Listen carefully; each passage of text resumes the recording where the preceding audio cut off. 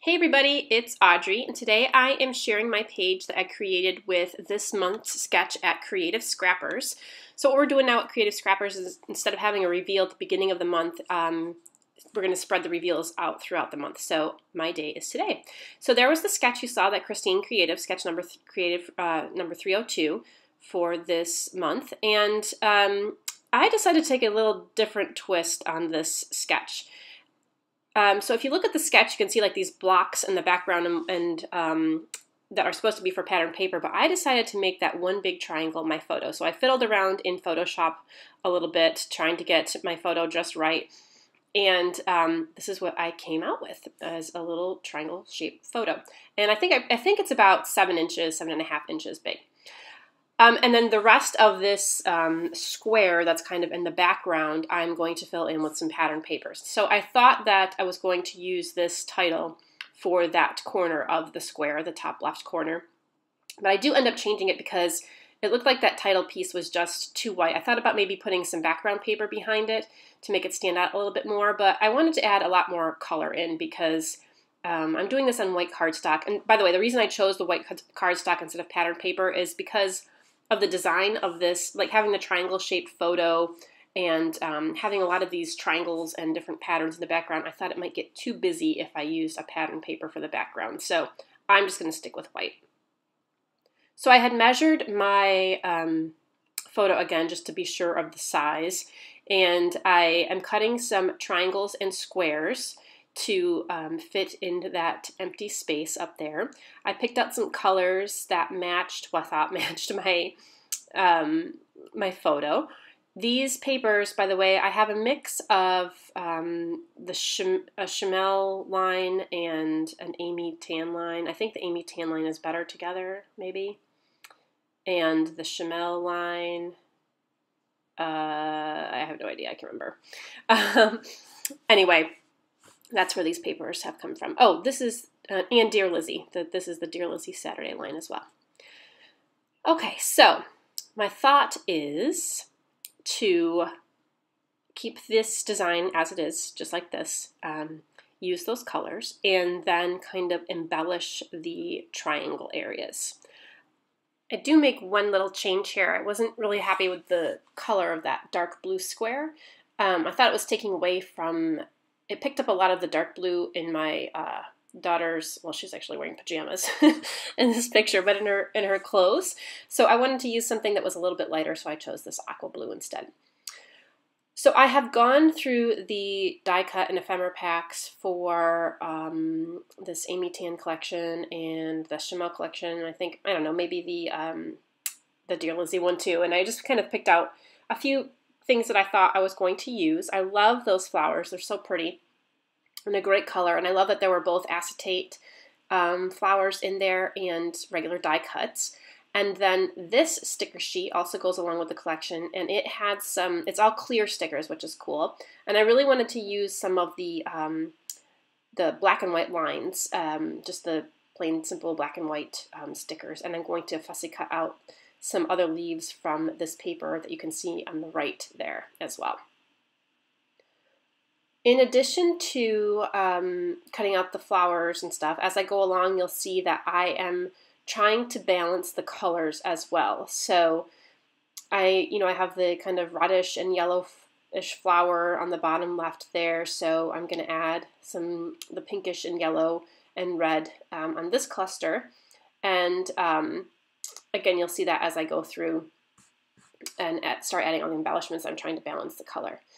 I really love these large stickers from that Dear Lizzie Saturday collection. I love them so much, but they were just too big, I felt, for the page. And I felt that that word hello just really took away from the photo. I wanted that triangle-shaped photo to really be the largest thing on the page. And yeah, those chipboard stickers were just a little too big, so I ended up taking them off.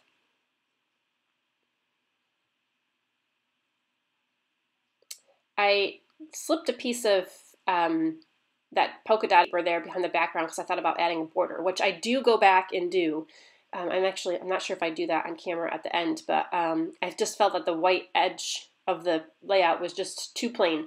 So I went and added, I trimmed down this white cardstock a little bit to fit on the polka dotted background. To bring in a little bit more color at the top, I added one of the clear stickers that says Happy Together. And with the kind of rainbow hearts at the bottom, I really felt I had to do something on the top of the square there to kind of balance that out. So now I'm just going to fussy cut out a whole bunch of these leaves in the pattern paper, not a whole bunch, a couple, and tuck them in my clusters as well.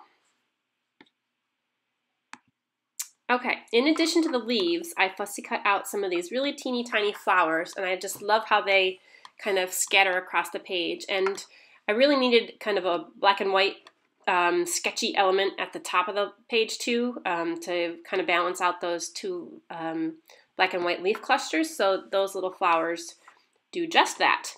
And I also tucked another little leaf thing underneath the title that says Wild Heart.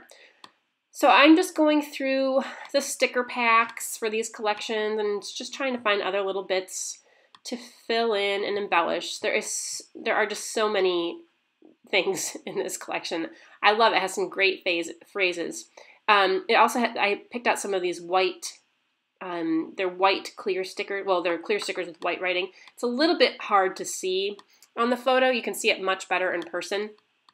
And there are some little white hearts. Actually, I can't even tell if I've added them or not. I don't think I have, but I do add, oh yeah, I have added them. There's some little white hearts that are on there too. They're kind of above the dogs on the right, but they're very difficult to see, like I said, on video.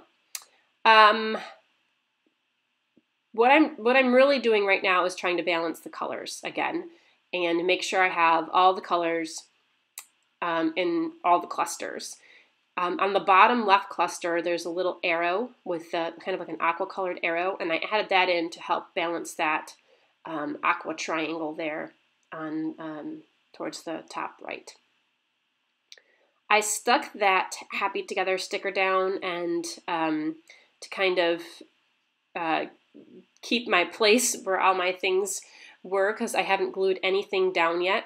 And I knew I wanted to stitch, and I'm just going to stitch the diagonal line that I just drew and a square around the rest of the papers and such. So I'm keeping it on there even though it's all loose, and I'm just lightly drawing some pencil lines that I'm going to go back and stitch over. So yep, I'm going to take everything off. I think I glue down. Some of the things that are on there that I know aren't going to be in the way of my stitching, I go ahead and adhere to the page with like glue dots or my liquid glue or whatever. But if I know something is going to be in the way of the stitching, I take it off and I'll put it back on in a little while when I go back and when I have all the stitching done. So I'm just gluing the pieces on that I know are going to be there. And sometimes I do go back and reference my video. I'll go back and look at the video I just took to make sure I have everything in the right spot.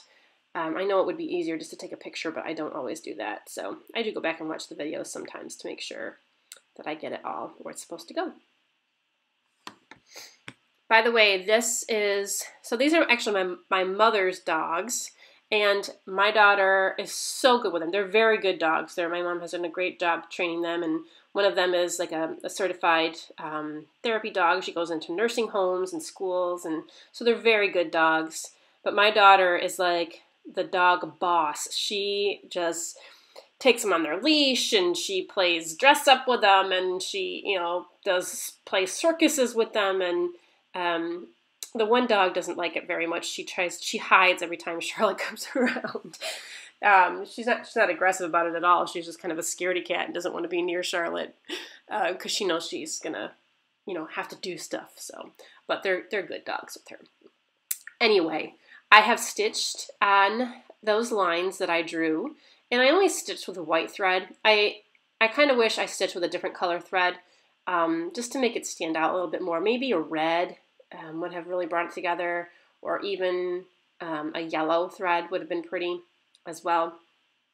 But you can kind of see the stitching there in the final product, and it does help border it and frame it a little bit.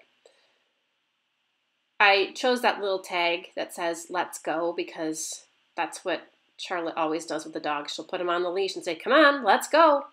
And I thought that was a cute little phrase to put on there. And this title, this wild heart sticker, that is so her. She just does have a total wild heart. She loves to be outside. And as you can see here, she's playing with the dogs and she's in her mud boots and her pajamas. And actually on this day, it was absolutely freezing out. It was like 43 degrees and she was out there, in her pajamas and her boots like this. All right, so the rest of my time is basically just gluing things down, adding a few more bits here and there, trying to make sure all the colors are balanced, popping some things off with pop dots. It's kind of just some finishing touches. And interestingly, I saved my ink splattering for the very last thing here. I usually do my ink splattering, well, I'll lay it all out and then take everything off and then splatter. I probably should have splattered before I started layering all these embellishments on, but I'll just cover it up with a piece of scrap paper and then take my my inks and just kind of splatter some black dots on. And that about wraps it up. Again, I don't show this on video, but I did go through and trim off a little bit of the white cardstock and put a border behind. And then, as always, I kind of design myself out of a journaling spot. So I always focus on the design first and then forget to leave a spot for journaling. So I just decided to journal along the edge of the page. And I really like how that ended up framing the whole page as well. So here is the finished product. And you can see the journaling there and a little pop of color in the background, which I definitely think was needed. And a few close-ups. So we would love for you to join us this month at Creative Scrappers and go take a look at this Creative Scrappers blog and check out all the other wonderful inspiration for this month's sketch. Thanks so much. See you soon.